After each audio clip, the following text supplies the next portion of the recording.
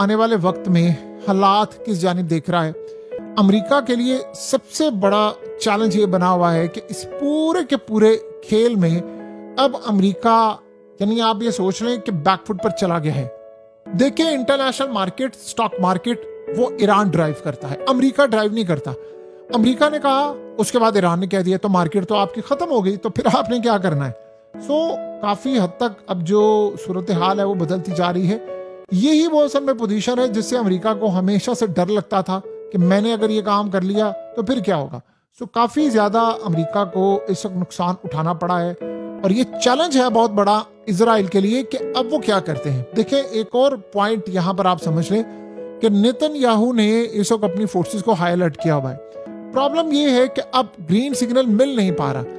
ये जंग अगर छिड़ गई ना किसी भी वजह से, तो अमेरिका को इस जंग से पहले बहुत ज्यादा सपोर्ट हासिल थी, यूरोप की हासिल थी, इवन कि आप अंदाजा कर ले जापान की थी, साउथ कोरिया की थी, गल्फ कंट्रीज भी बैक कर रही थी, सारी चीजें। अब कोई भी बैक नहीं कर रहा, अब कोई पंगा लेने को तैयार नहीं है। इवन के अमेरिका के अंदर अपने ये सूरत हाल पैदा हो गई है कि कोई बैक करने को तैयार नहीं है। तो बताएं कि अमेरिका के अंदर बड़े बड़े ओहदेदारान इस वक्त इस्तीफा दे रहे हैं। ये सारी जितनी खबरें हैं ना कि वो जी ट्रंप आ रहा है पाकिस्तान, वो जी फलाना आ रहा है, ये आ रहा है, कोई इसमें कोई सदाकत नहीं है।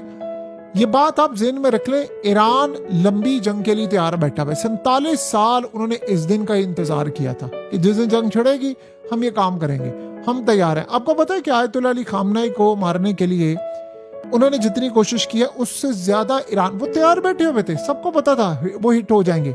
और देखिए, मारा तो उन्होंने पिछली दफा भी था, पिछली दफा ईरान उस लेवल पर तैयार नहीं था, इस दफा वो तैयार है। और अब ये जो बेवकूफाना बात हो रही है ना कि मुश्तबा खामनेई को टारगेट आप करेंगे तो आप के लिए बड़ा फायदा हो जाएगा।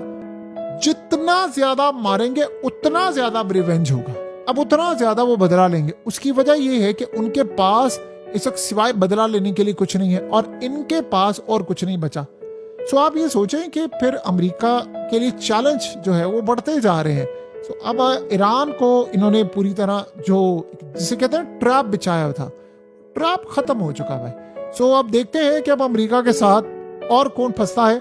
बड़ी कोशिश की है अमेरिका ने स्टिल लास्ट मोमेंट तक नेटो को इंगेज करने के लिए। देखिए, अब बेवकूफ नहीं है, नेटो इंगेज हुई तो रशिया डायरेक्टली जंग में आएगा। फिर ये आप ज़हन में रखिएगा, फिर आज जो अमेरिका का हाल हो रहा है वो बाकियों का भी हाल होगा, वो नहीं लड़ सकते। लड़ना, आप सोचे ये क्या बात है कि जो सारे ममालिक मिलकर ईरान से लड़े, जो ट्रम्प कह रहे हैं। भाई, तुम दावा कर रहे हो दुनिया की सबसे बड़ी नेवी है, तुम दावा कर रहे हो कि हमने ईरान की नेवी का कचूमर निकाल दिया है, तो जब निकाल दिया है तो फिर आओ ना लड़ो, तुम्हें रोकता कौन है। लेकिन लड़ाई भी नहीं होगी और जी हमने आगे भी नहीं जाना। लेट्स सी, देखते हैं अब अमेरिका के साथ होता क्या है।